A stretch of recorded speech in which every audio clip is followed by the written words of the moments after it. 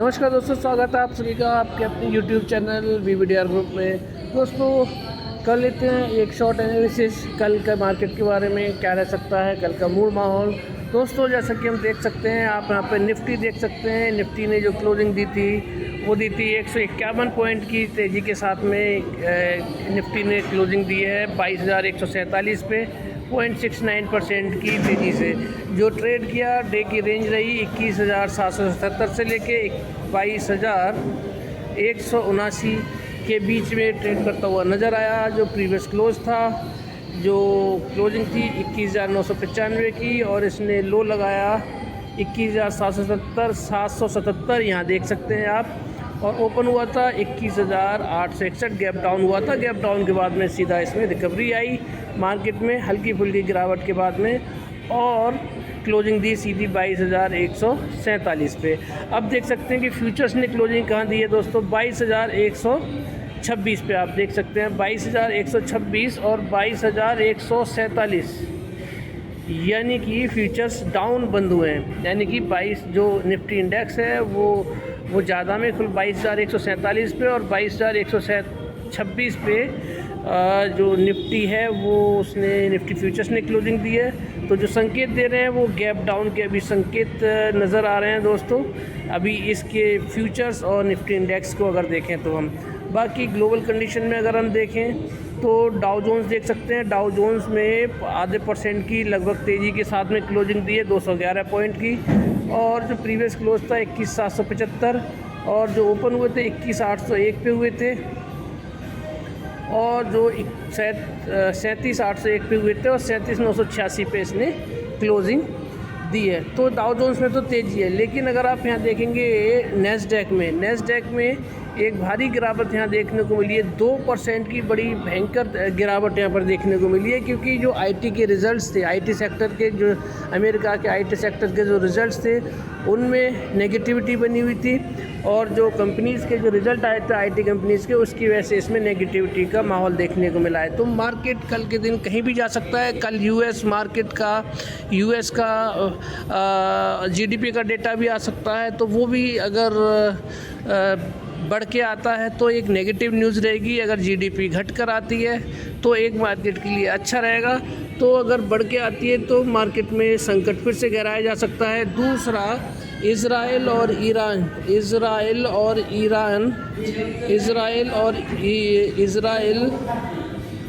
Iran का जो खतरा है अभी भी बना हुआ है, क्योंकि दोनों देशों में जुबानी जंग अभी भी बनी हुई है।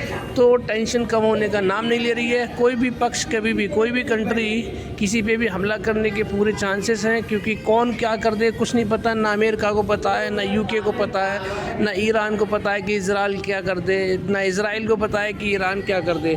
तो नेगेटिविटी का तो माहौल है। लेकिन बाकी फैक्टर्स देख लेते हैं। हमारा फॉरेक्स का डेटा था। फॉरेक्स भी हमारे जो फॉरेक्स थे वो घट कर आए थे। दूसरा, आईटी सेक्टर में गिरावट है।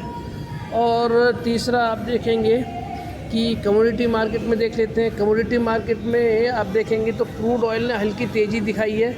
जो तेज़ी दिखाई है, हालांकि ये इतना बड़ा अभी पेन नहीं है।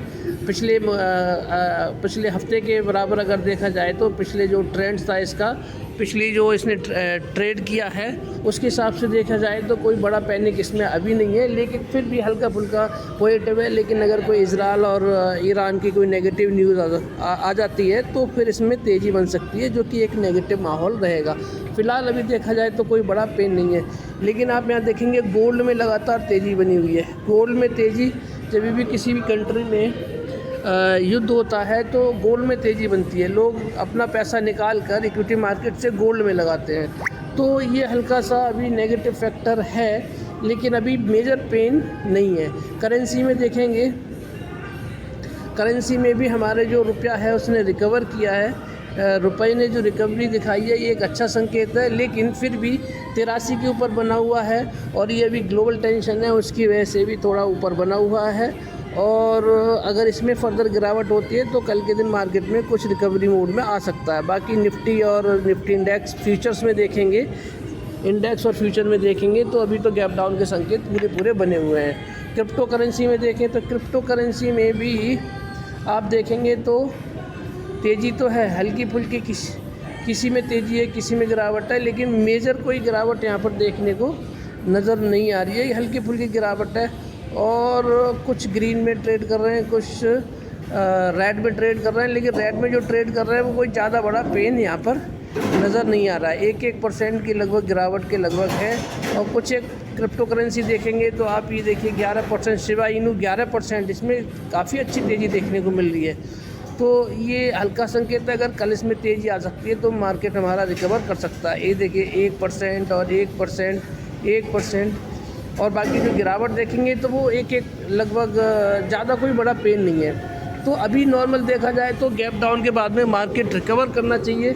उसका एग्जांपल है ये देखिए 10 year bond yield, 30 year bond yield, 2 year bond yield जो है अमेरिका का, यूएस का, तो इसमें लाली है। इसका मतलब मार्केट यहाँ से रिकवर कर सकते हैं। ये अगर यूएस बॉन्ड यील्ड कल भी अगर गिरता है तो हमारा मार्केट कल रिकवर करेगा और शॉर्ट कवरिंग दे सकता है। तो अभी क्या है, मिक्स सेंटिमेंट बने हुए हैं, मार्केट दोनों तरफ जा सकता है, नेगेटिव भी और पॉजिटिव भी। तो उसी के हिसाब से अभी जल्दबाजी करने की कोई ज़रूरत नहीं है। बाकी जो अच्छे स्टॉक्स हैं, जैसे डिफेंस के स्टॉक्स हैं, उसमें इन्वेस्ट करके जा सकता है, क्योंकि युद्ध की हालात में जो डिफेंस के स्टॉक्स होते हैं उनमें तेज़ी आती है। और बाकी जो मैं आपके साथ में 5 शेयर का एनालिसिस डेली बेसिस पे शेयर करता हूँ, उसमें भी आप अपनी पोजीशन बना के रख सकते हैं। टाटा पावर में तेज़ी आने के संकेत हैं। अगर मार्केट हल्का सा भी साथ देता है तो कल टाटा पावर में तेज़ी आने के भरपूर संकेत हैं, क्योंकि उसका मुंद्रा प्रोजेक्ट का भी देखेंगे तो मुंद्रा प्रोजेक्ट का भी पॉजिटिव, उसका जो लॉस में था वो पॉजिटिव मतलब प्रॉफिट में आना शुरू हो गया है। तो इसका रिजल्ट पे काफ़ी फ़र्क पड़ेगा। दूसरा, इसका रिजल्ट 8 मई को आना है टाटा पावर का, तो उसमें तेज़ी बन सकती है। आपको मैं दिखा देता हूँ यहाँ पर। सबसे पहले टाटा पावर के बारे में ही बात कर लेते हैं। टाटा पावर, ये देखिए टाटा पावर ने 428 पे इसने क्लोजिंग दी है।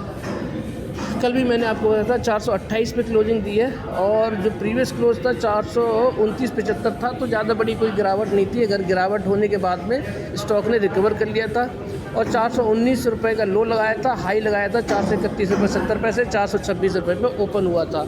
तो और 444 आप देखेंगे तो इसका ऑल टाइम हाई भी है। तो ज़्यादा पीछे भी नहीं है, 14,216 रुपये पीछे है।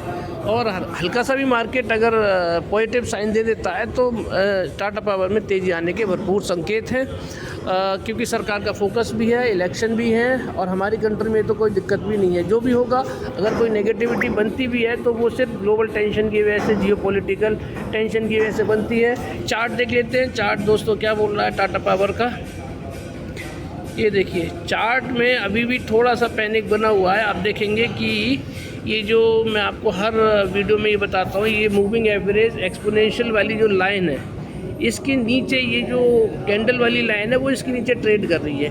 तो ये हल्का सा बेरिश संकेत देता है। अगर यही वाली लाइन, ये कैंडल वाली लाइन इस वाली लाइन के ऊपर ट्रेड करनी शुरू कर देगी, फिर एक तूफ़ानी तेज़ी इसमें देखने को मिल सकती है। तो वैसे भी इलेक्शन के बाद में पावर सेक्टर तो भागना ही है। Power sector, railway sector, space sector, infra sector, इनमें तेज़ी आनी ही है। अगर आप देखेंगे तो यहाँ पर आप इसको देखेंगे तो आपको बता दूँ, कंसोलिडेट करता हुआ आपको दिखाई देगा।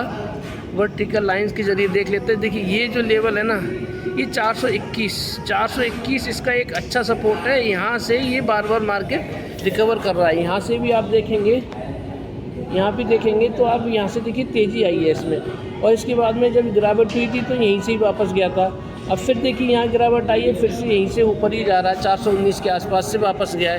तो जैसे ही दोस्तों आप देख रहे हैं कि जैसे ही ये वाला लेवल जो 400 लगभग ये वाला लेवल जो है, यानी कि इसके लाइन के ज़रिए एक क्लैरिटी अच्छी आ जाएगी। दिखाता हूँ मैं आपको, ये देखिए ये वाला जो लेवल है, यानी कि 440 के ऊपर जैसे ही ये रुकना शुरू होगा, ये जैसे ही सस्टेन करना शुरू करेगा, इसमें आप एक तूफ़ानी तेज़ी आपको देखने को मिल सकती है। तो यानी कि 420 से लेके 400 बल्कि 17 ले लीजिए, 417 से लेके 440 के बीच में कंसोलिडेट करता नज़र आ रहा है। जैसे ही इस लेवल को ऊपर की तरफ तोड़ेगा बहुत तेज़ी इसमें आपको देखने को मिलेगी। तो अच्छा स्टॉक है दोस्तों, ख़रीदारी करके अभी भी जा सकते हैं। अडानी पावर से अगर आप देखेंगे, कंपेयर करेंगे तो अभी भी आपको बहुत सस्ता दिखाई दे रहा है। अब बात करते हैं मिश्र धातु निगम लिमिटेड की। दोस्तों स्पेस का सेक्टर है, मोनोपोली है, स्पेस सेक्टर का ये स्टॉक है। इसरो को आयरन सप्लाई करता है और अभी भी बाइंग जोन में है, काफ़ी अच्छे लेवल पे सपोर्ट प्राइस पे है। यहीं से जब भी इसने तेज़ी आई है 547 का इसने जब हाई लगाया था तो 400 के लेवल से ही इसमें तेज़ी आई थी। तो अभी जो लेवल है इसका, अगर कोई फर्दर कोई मार्केट में नेगेटिविटी नहीं आती है ग्लोबल टेंशन की वजह से, तो ये तूफ़ानी तेज़ी पकड़ सकता है।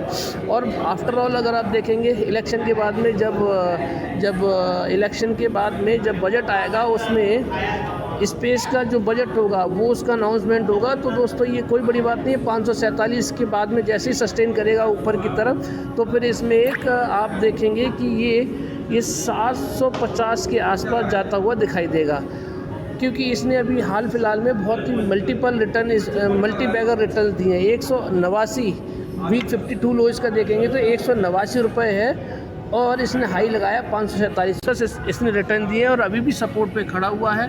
तो यहाँ से जब भी अगर ऊपर की तरफ ट्रेंड जब ये भगना शुरू होगा, हाई वॉल्यूम्स इसमें आएंगे तो दोस्तों ये बहुत तेज़ी पकड़ सकता है और पोजीशन बना के हम इसमें जा सकते हैं। 400 के लेवल में हम 40-60 वाले फॉर्मूले से ख़रीदारी करके जा सकते हैं। बाय सेल की कोई रिकमेंडेशन नहीं है, अपने एडवाइजर से सलाह जरूर लीजिएगा। आरबीएल बैंक अभी भी मजबूती शो कर रहा है। ये जब भी हल्की सी मार्केट में पॉजिटिविटी आती है तो ये तेज़ी दिखाता है। आप देख सकते हैं यहाँ पर, ये देखिए इसने लगभग 8 रुपये की तेज़ी के साथ में इसने क्लोजिंग दी है। अच्छी खासी तेज़ी आई है, 3% से ज़्यादा की तेज़ी है। 245 के बाद में इसने 254 पे क्लोजिंग की है। हाई लगाया था इसने 255। जैसे ही 255 के हाई को ऊपर की तरफ तोड़ेगा सीधा 266 के आसपास जाता दिखाई देगा और 266 के बाद में सीधा कहाँ जाता हुआ दिखाई देगा आपको, 266 के बाद में 277 और 277 के बाद में सीधा कहाँ जाएगा 290 को क्रॉस करते ही 300 के आसपास जाता हुआ दिखाई देगा। तो अच्छा बैंक है और 220 इसका बहुत ही स्ट्रॉन्ग सपोर्ट है, 240 भी इसका बहुत ही स्ट्रॉन्ग सपोर्ट है। तो इन लेवल्स पे कहीं भी मिले तो ये ख़रीदारी करके जा सकते हैं। अब दोस्तों बात करते हैं PIGL की। पावर का स्टॉक है, ये देखिए कितना छोटा स्टॉक है दोस्तों। हल्की सी मार्केट में पॉजिटिविटी आते ही ये सीधा 5% की क्लोजिंग, 5% का इसने हाई लगाया था, 66 रुपये तक पहुंच गया था और प्रीवियस क्लोज था 62.95 यानी कि छोटे से स्टॉक में पावर का स्टॉक है और इसने पहले भी हाई अच्छे खासे बहुत ज़बरदस्त रिटर्न बना के दिए। इतने बड़े बड़े स्टॉक्स इसमें रिटर्न बना के नहीं देते हैं, लेकिन इस स्टॉक में बड़े बड़े रिटर्न बना के दिए हैं। अभी 65 के लेवल पे ट्रेड कर रहा है। इसका लाइफ टाइम हाई है 93.45। जैसे ही 84 के ऊपर ट्रेड करना शुरू करेगा सीधा 93 पे जाकर रुकेगा और 93 के ऊपर सस्टेन करता है तो फिर 150 के लेवल आपको 150 के टारगेट इसमें दिखाई दे सकते हैं। लेकिन 184 के ऊपर इसका यानी 184 रुपये और 93 रुपये यानी कि 2 लेवल्स है इसमें। एक तो 84 के ऊपर सस्टेन करेगा तो ये 93 पे जाएगा और 93 के ऊपर जाते ही ये सीधा 150 रुपये जाता हुआ दिखाई देगा। तो छोटा स्टॉक है, इतना बड़ा रिस्क भी नहीं है, पावर का स्टॉक है। आने वाले टाइम में गर्मी बढ़ेगी, तेज़ी आने की पूरी संभावना है और 40-60 वाले फॉर्मूले से ख़रीदारी करके जा सकते हैं। अब बात करते हैं 5वें और आखिरी शेयर की, IRFC की।